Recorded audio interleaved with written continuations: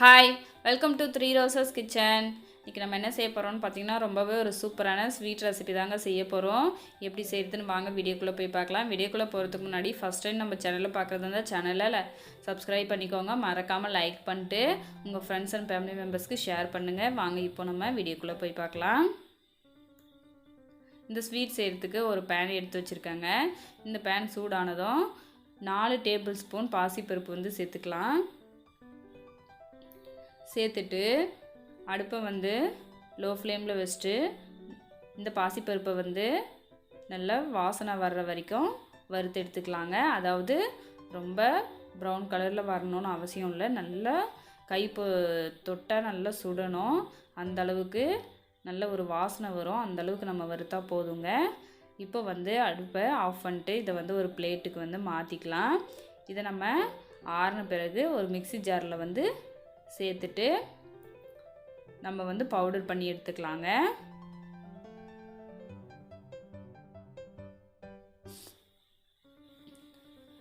பாருங்கள், இந்த அளவுக்கு கொரகொரப்பாக ஆனதுக்கப்புறமா இந்த கப்பில் 1 கப்பு தேங்காய் துருவல் வந்து எடுத்துருக்கேன். இப்போ இதை வந்து அது கூட சேர்த்துக்கலாம். தேங்காவை சேர்த்துட்டு இது கூட தண்ணி ஊற்றி நம்ம சட்னி அரைக்கிற மாதிரி அரைச்சி எடுத்துக்கலாங்க. எந்த அளவுக்கு முடியுமோ அந்த அளவுக்கு நல்லா ஃபைன் பேஸ்ட்டாக அரைச்சிக்கோங்க. இப்போ அது ஒரு பக்கம் இருக்கட்டும். நான் வந்து எந்த கப்பில் தேங்காய் துருவல் 1 கப்பு எடுத்தனோ அதே கப்பில் 3/4 கப்பு வெல்லம் வந்து எடுத்துருக்காங்க. இது கூட கொஞ்சம் தண்ணி ஊற்றி நம்ம வந்து இந்த வெல்லத்தை வந்து நல்லா கரைச்சி எடுத்துக்கலாம். பாகு வந்து பதம் பார்க்கணுன்னு ஒன்றும் அவசியம் இல்லைங்க.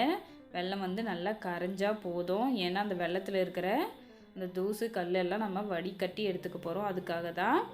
மறுபடியும் ஒரு பேன் வச்சுக்கலாம். வச்சுட்டு 1 டேபிள் ஸ்பூன் நெய் வந்து சேர்த்துக்கோங்க.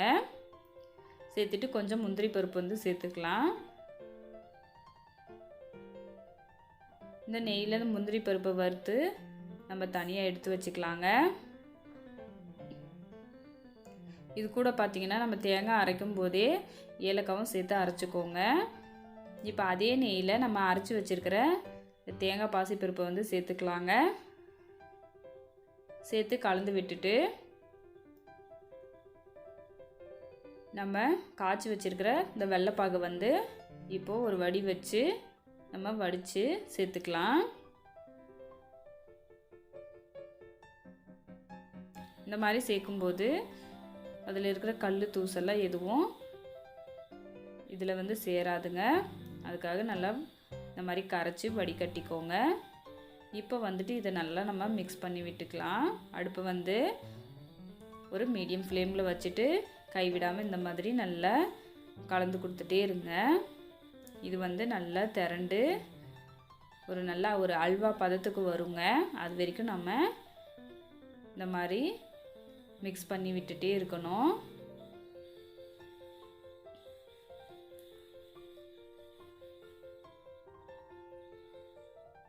இந்த ஸ்வீட்டு சாப்பிட்றதுக்கு ரொம்பவே டேஸ்ட்டாக இருக்குங்க. இப்போது ஃபைனலாக 1 டேபிள் ஸ்பூன் வந்து நெய் சேர்த்துக்கோங்க. நான் 1 டேபிள் ஸ்பூனுக்கும் கம்மியாக தான் சேர்த்துருக்கேன். இது வந்து முழுக்க ஆப்ஷனல் தான். விருப்பப்பட்டால் சேர்த்துக்கோங்க. சேர்த்துட்டு நம்ம இந்த மாதிரி மிக்ஸ் பண்ணி விட்டுக்கலாம். நல்லா அல்வா மாதிரி நல்லா திரண்டு வருது பாருங்கள். இப்போது இது வந்து நமக்கு கரெக்டாக ரெடியாகி வந்துருச்சு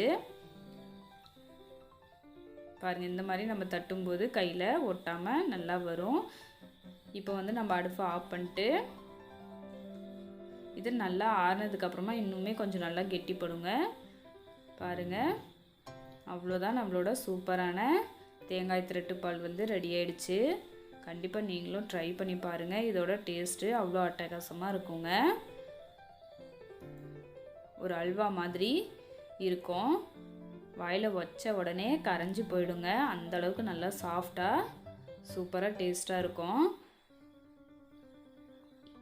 பாருங்கள் எந்த அளவுக்கு இதோட ஸ்ட்ரக்சர் இருக்குன்ட்டு. கண்டிப்பாக நீங்களும் ட்ரை பண்ணி பார்த்துட்டு உங்களோட கமெண்ட்டை சொல்லுங்கள். தேங்க்ஸ் ஃபார் வாட்சிங்.